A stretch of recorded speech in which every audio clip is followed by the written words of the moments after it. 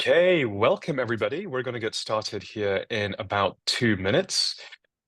Looks like we have north of 100 participants already, and that number is rapidly climbing. That's exciting to see. So folks who are joining us, please in the chat share where you're joining from. And to make this a little bit fun, put your most used emoji in the chat. I'm going to kick us off here. My most used emoji is, can anyone guess? So type it in. My most used emoji is the burger emoji, and I am joining folks from Scottsdale in Arizona today. Rahul, the burger Yes, emoji, explanation is required for the burger emoji. Very random. explanation is coming. This will be fast because we're at time. But basically, when we are voting on things in Notion or in a Google Doc or anything like that, a good way to vote is to just leave a little emoji where you are putting your ideas. And I don't know, it's just beautiful. There's some controversy about this emoji. It goes bread, meat, cheese, tomato, bun, and that's not everyone's jam. Should the tomato really be there? Should it be elsewhere? Well, that's the controversy with the burger emoji. Well, everybody knows at Cooks that the tomato has to be under the lettuce or it gets the bun wet. So Yeah, no, they got that right. I think Samsung made a different choice. Apple made a different choice. Fun facts, folks, you're here for emoji law. Okay, I think we're at time. We're going to kick things off. We have coming up to 150 folks. How exciting. Welcome, everybody. My name is Rahul Vohra, founder and CEO of Superhuman. If you don't know, Superhuman is the most productive email app ever made. Imagine getting through your inbox twice as fast as before, responding faster to the things that matter most, and saving 4 hours or more every single week. Our customers include the latest YC startups, the fastest growing technology companies, the top tier strategy consulting firms, and we are saving them 15 million hours or more every single year. We're also inventing the future of productivity with AI. Imagine waking up to an inbox where every email already has a draft reply. You would simply edit and then send, and sometimes you wouldn't even need to edit. Now, today's webinar will be a candid conversation, a dynamic discussion between myself and the esteemed Mark Kosoglow, former SVP of Sales at Outreach, and now co-founder and CEO of a very exciting new company, Operator.ai. There will be ample time at the end for audience Q&A, so please submit your questions through Zoom's Q&A feature. You should have a Q&A button right at the bottom of the Zoom window. But without further ado, Mark, please tell us about your background and what you are working on right now. yeah, 1976. I was born in Waco, Texas. Now, listen, I've been a salesperson my entire career. That's all I've ever done. My first job after I was a dishwasher in a college town at a Mexican restaurant, which is actually the worst job on the planet for any human. I've done sales every job after that. There's no job I have had where I wasn't selling. And I worked my way up from selling student typed up notes in college to selling advertising space on those notes, to selling fundraisers to schools, to selling curriculum and planning stuff to schools, to selling outreach and technology. And so I'm just a regular old sales dude that just done a lot of selling. What is the hardest thing you've ever had to sell? Hardest thing I ever had to sell was when I was a junior in college. I worked for MBNA America, which was a credit card company, and I was a dreaded early 2000s credit card telemarketer. And I would call you at dinner and try to sell you a credit card. And this is the very beginnings of power dialing, I guess, because I would have 100 conversations an hour, not calls, Oof. conversations where my headset would beep and it would be like, "This is Mark from MBA America," because somebody just said hello. And I would Mhm. sell 4 credit cards an hour. So people are always like, "Man, Mark, you're good on the phone." I'm like, "Well, I did 100 conversations an hour for 4 hours a day for 4 days a week. That's 1,600 conversations a week. I did that for an entire summer. So let's call it 10 weeks. That's 16,000. I got 16,000 no's. Guess what? I can give a fuck about a no anymore. I just don't even care. I'm immune to no. No's are just my way to get the yes. So yeah, that was the hardest thing I ever sold was credit cards. Amazing. You hear that, folks? No's are a way to get to yes. I think the hardest thing I ever sold was a not-for-profit fundraising. So I'm not functionally a salesperson like you have been. And welcome to being a founder. Welcome to being a CEO. But you're still a salesperson when you're a founder. You're still a salesperson when you're a CEO. And before I ever raised money for companies, I was actually raising money for not-for-profits. This was raising money for Cambridge University. If you are still a student or you have the opportunity to raise money for your alumnus, I would definitely recommend doing it, because there is no harder sell than taking money and returning good feels. That's really the only thing you're giving the other person. It's just the benefit of doing the right thing. And I think that has trained me for everything that has happened since. Okay, let's jump into today's sales. Let's jump into technology sales. As we all know, a top challenge that every sales leader is facing is figuring out when AI enhances the process and when it gets in the way of building a real, genuine connection. That's going to be a theme all the way throughout today's conversation. How should sales teams balance automation and personal touch across different stages of the sales process? It's a very contextual question. There's a lot of highly transactional business that the economics do not allow for personalization or customization, and you have to create very highly automated systems. And those might be companies with very short sales cycles that are, $5,000 to $7,000 in contract value, and maybe they don't grow up. The accounts don't grow a ton for them, so there's not like a whole lot of future headroom inside those accounts.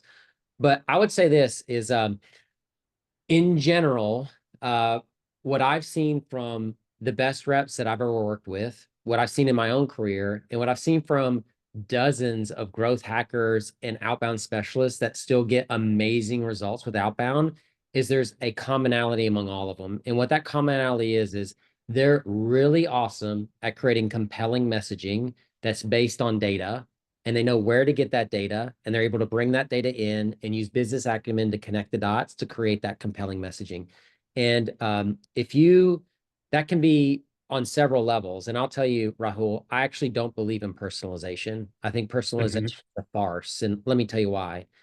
I think in the last 10 years, we've seen so much personalization. Like, hey, Mark, I see you went to Penn State. Have you ever been to the Creamery? Hey, Mark, I see the work you used to do at Joshua House, blah, blah, blah. What it is and what it feels like, and I think what most people think now, is that is a manipulative way to create a false connection to get me to respond to your email. It is not genuine. It is completely manipulative, and it turns everybody off anymore. And that's the only way to talk to a person. And ultimately, unless you're selling like consumer goods, you don't need to talk to the person. You need to talk to the person that has the job with the problems, get them fired if they don't solve. And so that's where you have to really, really make sure that compelling relevancy that's unique is what you're after, that is usually based around what the company is experiencing, not some cute little story, anecdote, little piece of information that you found that shows that you know the person when you really don't. That's right. And we have in the chat relevance greater than personalization. That's really the lesson here.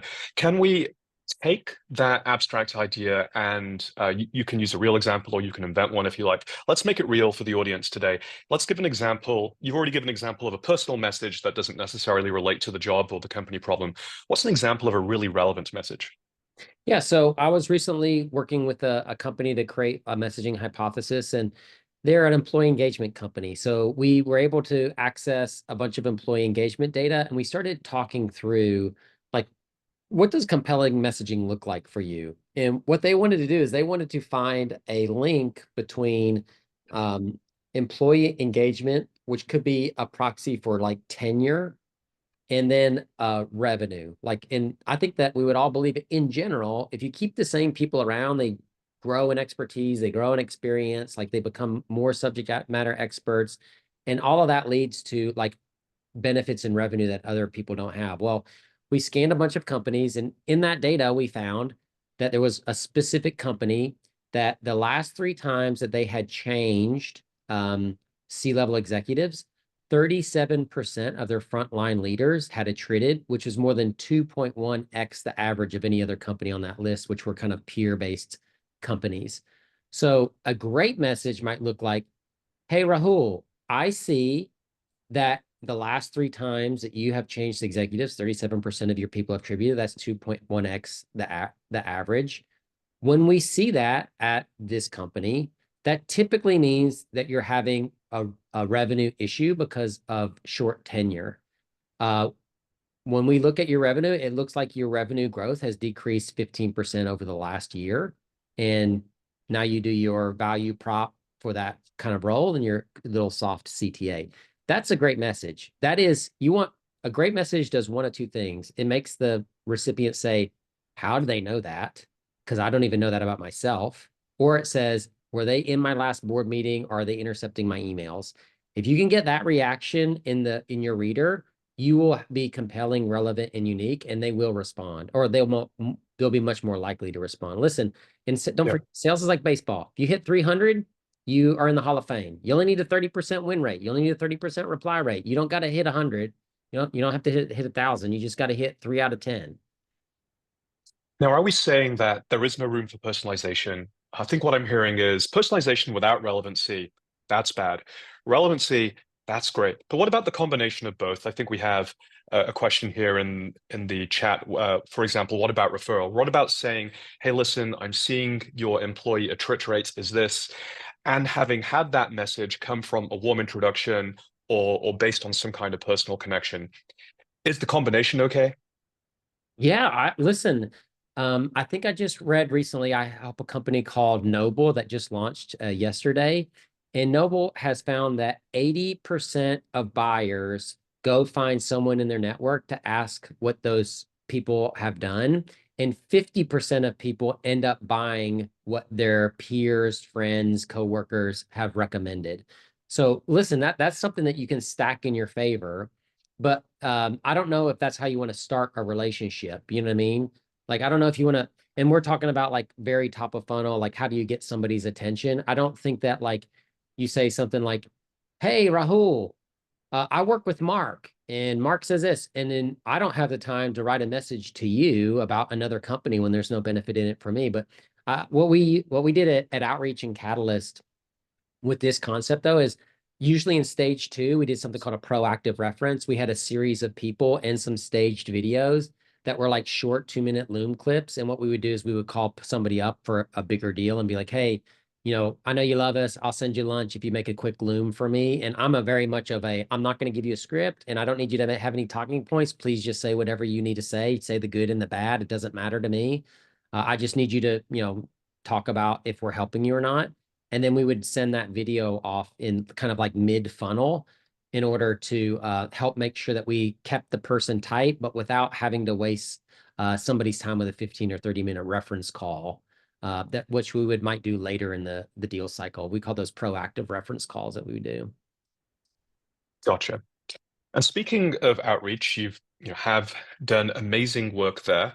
And one of the things I love about your journey and your pattern, I personally relate to this as well, is you almost created the perfect conditions, the perfect storm for you to then go and fix that thing. In the world of email, my last company, folks may remember, although we're becoming old people now, was also an email company. It was reportive. It was also a sales tool. It was the first plugin for Gmail on the right-hand side of Gmail, scaled to millions of users, show you what people look like, where they were based, where they worked, links to their recent Dude, tweets, where did helped it you. go? Where did Reportive go? It was like my favorite tool at the beginning of I know, I know. Well, sold it to LinkedIn, where it is still alive. It's part of LinkedIn Sales Navigator, and as you know, it is now part of Superhuman as well. We've rebuilt that contact contextual data sidebar inside of Superhuman. But we created the perfect conditions to then go and disrupt email once again with Superhuman. And I feel like you have, perhaps not deliberately, done the same thing with Outreach. Looking back on your time at Outreach, is there anything that you would have done differently? I don't know. And this is an interesting concept. Like, let's look like Eric Yuan at Zoom. He started what I think Citrix, and then after his non-compete time went over, he or left, then he created Zoom. He went right back into the same problem set. And I think that what ends up happening is when you really go deep and you become an expert in a problem set, you always feel a little bit unsatisfied with the completeness of the solution. And so at Outreach, like I really believe in the using automation responsibly. I really believe in the auto logging and all of that kind of stuff. I really believe in taking like mundane things like we need to really quickly reply to an inbound lead that has said that they're interested in this. There's not a lot of like, you don't have to prove to people there. They're just ready to book the demo. Like make that super simple. I believe in all of those value props of outreach. And we actually built a lot of outreach to have settings and stuff like that that would prevent people from misusing it. Unfortunately, a lot of people ended up changing those settings and doing some crazy and not good stuff. But the thing I think I would have changed at outreach was I think that we should have stayed inside of our core competency a little bit more. We got into conversational intelligence, we got into forecasting. I think it took our engineering talent, spread it a little thin, and I think we lost our competitive advantage in our core competency. So like looking at it as an executive, like the thing I would say is like, I think we should have probably not gone so far horizontal. We should have like kind of stair step things out a little bit easier. Like for example, it probably wouldn't have been very difficult for us to build a parallel dialer. And that is like Mhm. so complementary versus conversation intelligence is kind of a different problem set. So that was one of my big learnings is like when you go for a new product or something, make sure it's like touching your current product and not like, there's like a bridge that you have to build between the two. Yeah, and we are literally having that debate right now, and picking product number two is a very challenging, very complex thing. And I love that idea of making sure that it's adjacent. So bringing this back then to automation in sales and balancing that automation and personal touch, would you say that there are any metrics that you can track along the way to know that you're getting that balance right? I don't know. I remember SalesLoft at some point released like a metric that would tell you how customized an email was. And I don't think we ever lost a deal because of it, but it would seem like an interesting concept. And they were trying to correlate more customization to better efficiency and better results. I don't know if that actually, I don't know whatever came of it. I don't, like I said, I don't ever remember losing a deal because of it. But I think that I don't know if there's a metrics to track that. I think ultimately what it comes down to is if you look at your raw outbound performance, there are a couple metrics that are really, really important. And one of them is reply rate and positive reply rate, and then meeting book rate. And so I think that those are uh, maybe a little bit between leading and lagging metrics that really help you understand, are you doing the right messaging or not? Like, I think that really compelling, relevant, unique messaging can be very templatized. It can be, right? And you can automate some parts of it. And I don't think that that's bad. But I think that when you get to lazy amounts where you're trying to appeal to such a large amount of buyers, I think that that shrinks down your relevancy and therefore your engagement gets hurt. And if I was looking at anything, those would be the three things that I would be looking at as a predictor or an indicator of, is my messaging actually like trying to get too wide and appeal to too many people and therefore decreasing in like some core areas of effectiveness. So our metrics are still the same. They haven't changed. I'm reminded in a sense of sometimes people when they're running a funnel, like for example, Y Combinator, they have a that they don't want to accept too many applications. If the accept rate gets too high, they would argue that their standards are getting too low. Is there such a thing as a metric being too good, where you probably want to tighten the message, or in some way you want to be more picky and let fewer people through to the rest of the funnel? Yeah, I think a metric can be too good. My first inclination when a metric is too good is we're measuring it incorrectly. That's like my Mhm. first thing is like, let's go make sure that we're like looking at the data correctly, or there's not something that's like making the numbers be off. But um, I think that sometimes you do things at maybe a super small scale, they work really, really well, and that would indicate that you need to do it at a bigger scale. Like I think there is like a point of diminishing returns, and up to that and maybe even a little bit past it, it's okay for your volume to take you to that point of diminishing returns, and then at that point that's when you need to stop doing it. Unfortunately, that point is much lower than most people think, and most people don't Mhm. they don't care as long as it stays above some level of predictability. Even if that level of predictability is horrible, they'll kind of stick with it because it's easier to stick with something than to constantly do it. And we do know one truth: all messaging and all this product prospecting stuff has a half-life. It only works for so Yep. long. And if you don't get in your mind like you're constantly going to be working on this, is that hamster wheel that never stops, then you don't have the right mindset to really be leading a team or a company in this area. Yeah. So drive the messaging, but stop scaling it before it falls to that level. And it's from what you're saying, it's a surprisingly early point and earlier than most people are stopping it. So I'm hearing two very conflicting messages about AI and sales technology out there in the technology community from my peers on Twitter. We have folks who are saying, for example, Jason Lemkin is saying that uh, his experience of AI-based outbound is that it's terrible. He just doesn't reply to it. He posted a poll recently that, yeah, AI-based outbound is actually able to get people to reply, but does it close any deals? No. But then every now and then, I also hear about startups who have cracked the nut. They are using AI in their sales processes to drive more revenue, and they are making it work. So, what's the secret to how those organizations are creating leads, are engaging leads differently from the rest? How are the organizations that have actually cracked the nut on figuring out how to use AI in sales doing it? Uh, my Listen, I have a few friends that I think are doing really well. I have the vast majority of my friends are not doing very well, or like they've kind of relegated AI to the responsibility of the rep to sort of figure out how to use it correctly. And once they start to see some examples, then maybe they can roll that out in some training for other people to do.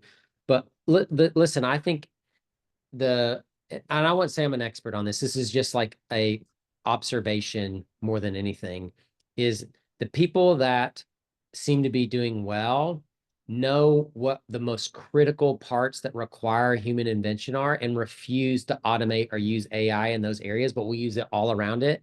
And the people that aren't getting results just want an easy button. They want like an AISDR. Well, the AISDR is going to pick my leads based on what I want. And then it's going to send emails, and then it's going to review the emails, and the emails that perform really well, it's going to scale those up and send more of those. And then I don't even have to fucking think about this. If you're in that mind and that's how you want AI to be, then you will have horrible results. And it's funny. I did a comment today, and I thought I kind of amused myself as a little witty, because somebody's like, everybody's looking for a silver bullet. And I was like, yeah, that is true. But you know what? Silver bullets take somebody going and mining the silver. They take somebody distilling or refining the silver. They take somebody melting the silver down, putting it into a form, hammering it out, cooling it off, forming it the way it needs to be formed in order for you to get the silver bullet. The silver bullet doesn't just fucking pop out of the ground. And so, but when we say a silver bullet in GTM, what we want is just we go like, dig through the dirt for 5 seconds and we find a bullet that's silver. That's not how silver bullets are created. Silver bullets take a lot of work to create. And there's a few companies out there that have created silver bullets. But you're not going to buy a silver bullet, and you're not going to stumble into a silver bullet. It has to be intentional hard work that leads you there. Right. Every company that ever worked figured out how to make their own silver bullets and then did the hard work of scaling it themselves. So let's get tactical. Before we move on to audience Q&A, I'd love to get into one concrete way that sales leaders can take their processes, which are technology enabled, and make them more human. Let's find one way that they can do that over the time frame, let's say, of this quarter. That they can take AI and do, and sorry, I missed that. Take their sales processes, which are probably technology enabled to some degree. They may be using outreach. They may already be trying the AI SDR flow that we've just talked about. How can we take those processes, make them more human, make them more successful, but still scaled? Mm. Listen, I think that there's still a lot of things that we have reps do that can be done really well at scale with AI or with other things. And an example of that might be like, to me, it's still crazy that reps have licenses to Zoom info. That makes no sense to me. So why would we ask a rep to go into Zoom info to fill out these criteria and then to import people into our system and then go reach out to them? That makes no sense to me anymore. Why wouldn't one rev ops person with the sales leader, the marketing leader, the CEO, whoever, figure out these are the type of people we message to and just go get all the people and put them in the CRM and be done with it, right? And then just renew that, ZoomInfo has tools that can renew that every single day. That's an example to me of like, if you are a rep that's going and searching on LinkedIn Sales Navigator and all this stuff for new leads, your company is failing you, because that should be nothing that you should ever be doing. It's too formulaic and simple to do with technology. What do you think happens to the landscape of sales enablement technology? I mean, there are so many things. You talked about outreach getting into conversational intelligence, and I can imagine the conversations you all had, seeing Gong have this huge rise and wanting to take a piece of that very juicy pie. And obviously ZoomInfo is doing exactly the same thing now, and they are automating what you just described. And it feels like everyone is building the 7 adjacent features or the 10 adjacent products, and there's this race to be the all-in-one sales platform. That can't end well for everybody. Someone's going to win, and most people are going to fall by the wayside. Do you feel like we'll end up with these all-in-one platforms? Do you think that we're going to have best-of-breed solutions for specific points of the funnel and specific activities? How do you see this as an expert in the space? You grew up doing sales for outreach, and you had a front row seat to the evolution of this industry. And now, as a CEO and a founder, where do you think it ends up? I think that there's a combination of I need to try something new in market pressures that creates a dynamic situation for if people want to buy all in one and consolidation, or if they want to buy best in breed. So we started outreach. We're the only ones that did it. SalesLoft started copying us. But there was nothing else there's nothing that you could combine it with. So it was, you were buying best in breed, and there was nobody else but Gong and Chorus. So you bought the best in breed. There was nobody but Clary. So you ended up buying Clary for forecasting and his best in breed. But then guess what? Market conditions change. We need more efficiency. And people start looking for this new edge. Well, I should be able to use all this data together versus like transferring out of those platforms into a data warehouse where I have to have somebody do all this stuff to kind of get the insights that I want to from these different really important areas. And so now we had this race to consolidation. Well, I'm already seeing a lot of my peers that are like, well, listen, I consolidated everything on Clary. Their sequencing thing sucks. Their call recording thing sucks, but their forecasting is great. You know what? This didn't work. I'm now going to go back and buy Mhm. breed because everybody else is consolidating. So I get a competitive edge by having best in breed software in these important areas.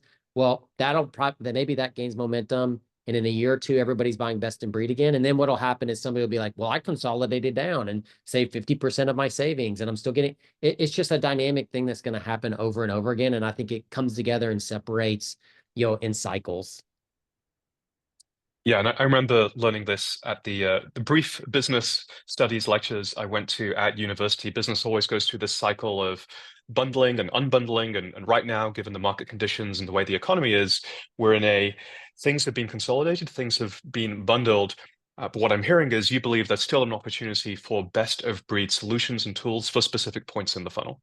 Yeah. And I think that a consolidated platform could become a monster. And then in a year or two, I think that people will look for competitive advantage since everybody's going to be on the same platform, and they're going to find a best in breed tool that makes one part of that platform perform way better than the whole genericized platform. And then people will start running to that once that, listen, we're like a sport. Sales is like a sport. It's a copycat league. Like in when the Warriors started shooting threes, everybody started shooting threes. And you know what? Now the threes are actually starting to go down a little bit because so many people started shooting threes that a 3-point basket actually isn't worth more than a 2-point basket anymore. And that's the data says that a 2-point basket is actually worth more than a 3-point basket because the volume of threes went so high, Mhm. and the cap of the efficiency of shooting in threes is capped, or so I would say like same sort of thing in sales. Like everything is, and one person will do it. Once that starts working, everybody runs to it because everybody's doing it, stops working. And so then the next innovator comes up with the next thing. And then that happens over and over and over again. I love that. There's the game, and then there's the meta game, and you have to know where the game is headed and get there ahead of other people. Yeah. Okay, we're going to be transitioning to Q&A in just a minute. Thank you so much, Mark, for all of those. Superhuman Product Marketing Manager Spencer Grover, we have on the line. He's going to be leading us through the questions. Spencer, do we have you in the Zoom? We We absolutely do. Hey, Rahul. Hey, Mark. Amazing discussion. So thank you. Thank you so much. This is super fun. And thank you all for all of your amazing questions. So couple of things. We won't get to all of them. They're frankly just too many. Rahul, Mark, you guys are way too engaging. It's a real problem. But we'll get to as many as we can, and any that we miss, we'll try and follow up with afterwards. So let's kick things off. Mark, I think we'll start with you, and then Rahul, I'd love to get your thoughts as well. We've talked a lot about outbound and particularly at kind of early stage in the sales process.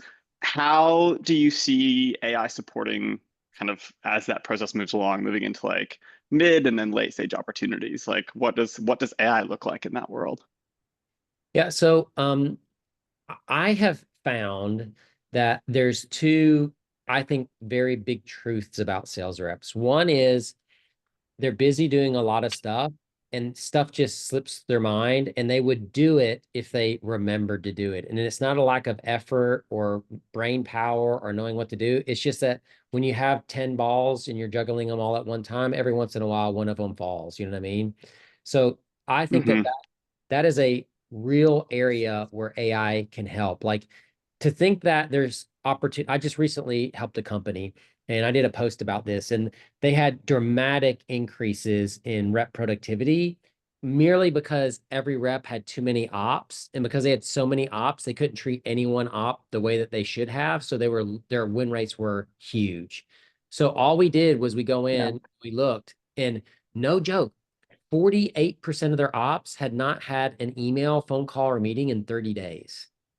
That says to Well, you, That's wild. that's wild. And AI should be easily, like, you don't even need AI for that shit. Like, that should never happen. And this guy with Mm-hmm. sales leader was completely unaware. So that's like where I think like reps really need help is like, it's just like, listen, my wife tells me to do 7 things on Saturday morning, I only do 3, not because I don't want to, not because I can't, because I don't remember all 7 and I didn't write them down.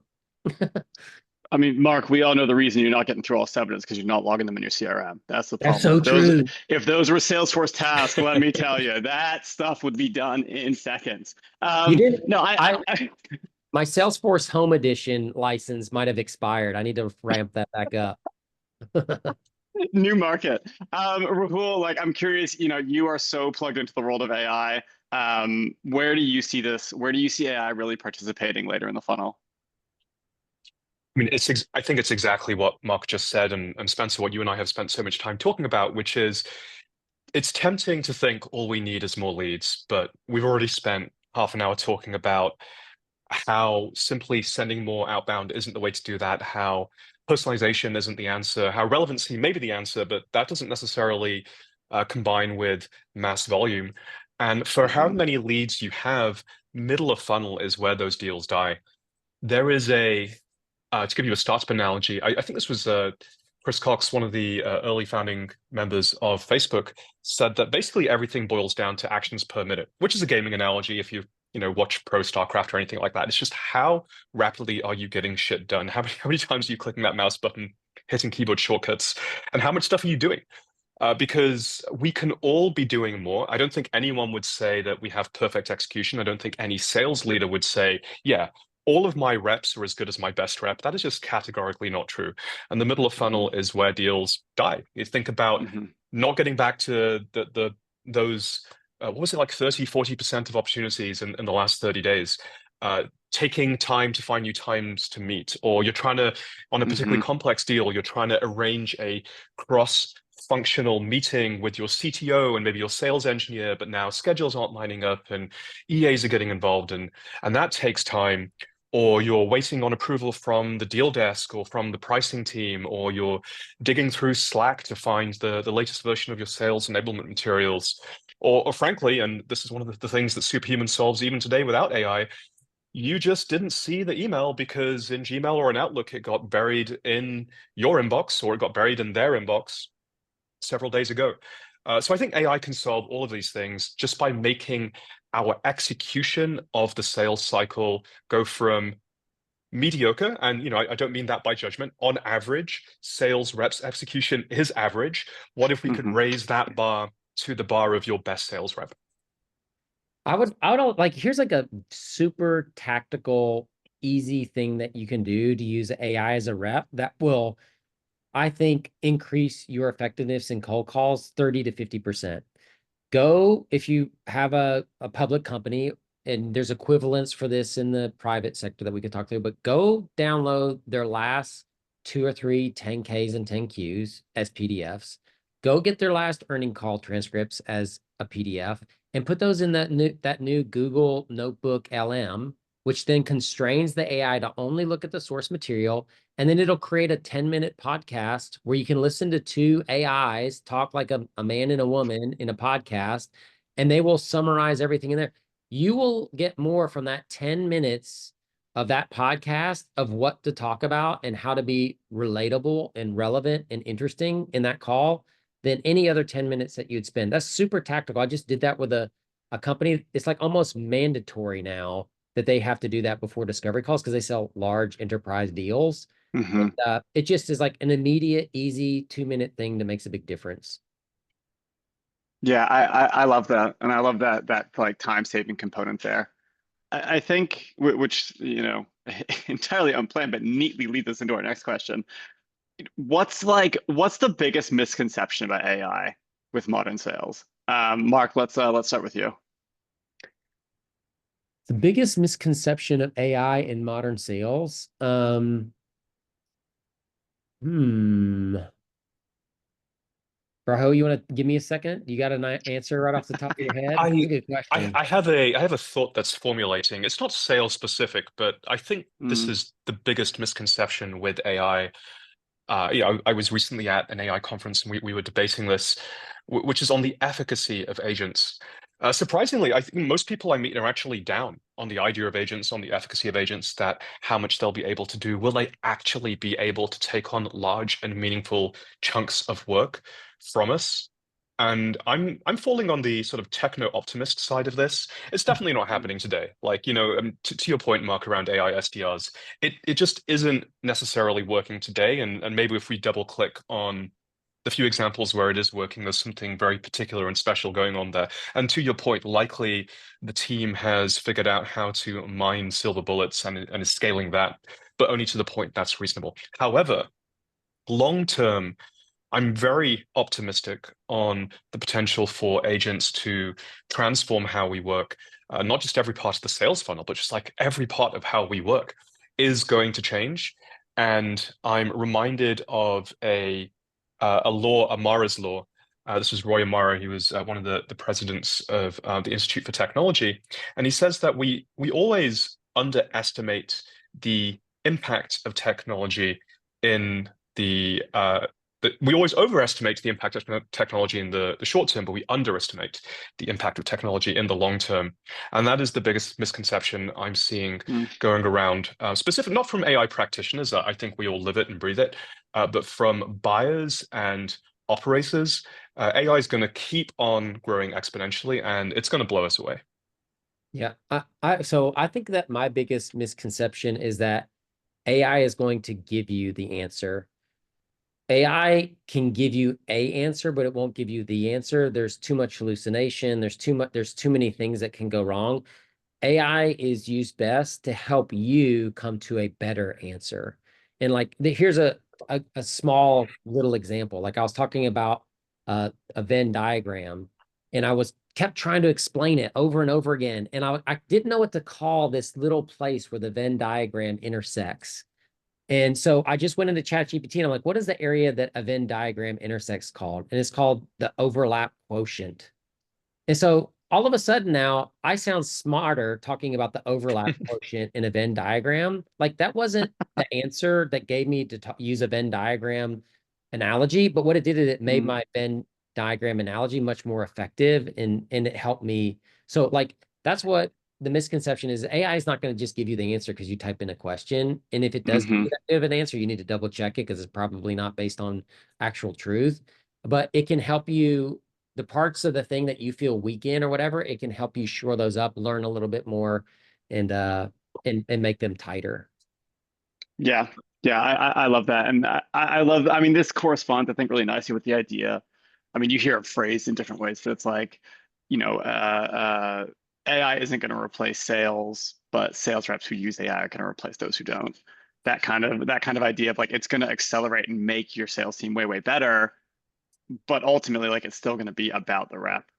Yeah, and Spencer, Yeah, go ahead. Honestly, like that's been forever. You know what I mean? Like Yeah. I don't know how AI-ish Superhuman is. I've used it. I don't think it's a ton of AI, but you know what? Like it's a better tool than Gmail.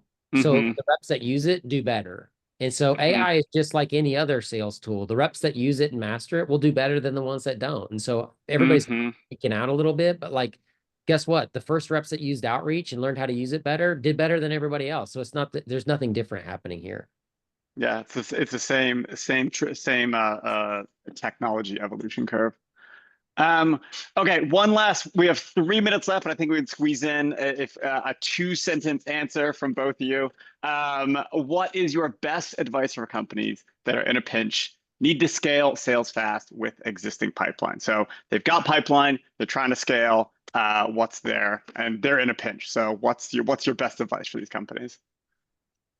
So they have pipeline and they want to increase their conversion rate on that. Is that what you mean by scale? That's how I read the question. Yeah. Yeah, if I have pipeline and the number one thing I'm going to work on is standardization of a stage-based deal management process. And what I mean by that is like I'm going to layer my process with certain exit criteria that are aligned to the decisions a buyer must make in each stage in order to mentally move forward into a better place, to move deeper into the decision to make a decision. And then I'm going to instrument those out and really manage those so that I can look at my stage-based deal conversion metrics, and that'll show me the blind spots of and where I need to put my time in enablement in order to increase overall conversion of the pipeline. Yeah, I love that. Make closing a deal and not an event. Rahul, what's your number one recommendation? Similar answer, different nuance. And this applies to any funnel that you're optimizing. This applies to marketing. This applies to recruiting. This applies to fundraising, really whatever it is. Instrument that funnel. There is always a weakest link. Now, sometimes it's hidden in segments. Whenever you instrument a funnel, you want to think of different segments. It might be your enterprise segment, it might be your mid-market segment. Maybe the segments are actually your individual reps, or perhaps certain geographies are doing better than other geographies. That's where the trick is figure out what the right segments are. And then within those segments, look for whatever the weakest link is. And then usually the solution will present itself. So instrument number one. Number two, figure out what the segments are, get creative there. And then number three, find the weakest link, improve it, rinse and repeat. Yeah, love it. Love it. Rahul, Mark, we are just about out of time, so thank you both so much. This was a really fun discussion and a really good time. And to everyone on our webinar, thank all of you for spending some time with us today. And fortunately, this is actually the first in our series, our stage 1 to close 1 series. So our next event is Thursday, December 12th, and it's going to be with our head of sales, Andrew Johnson, as well as CROs Kyle Norton and Kevin Dorsey, or KD, as it usually goes by. That is on December 12th. You will all be getting an invite to that in your inboxes, as well as a recording to this webinar. Mark, Rahul, again, thank you so much. Everyone else, have a wonderful rest of your day. And yeah, I'll talk to y'all later. Thank you, Spencer. And Mark, thank you so much for joining us. Thanks for having me.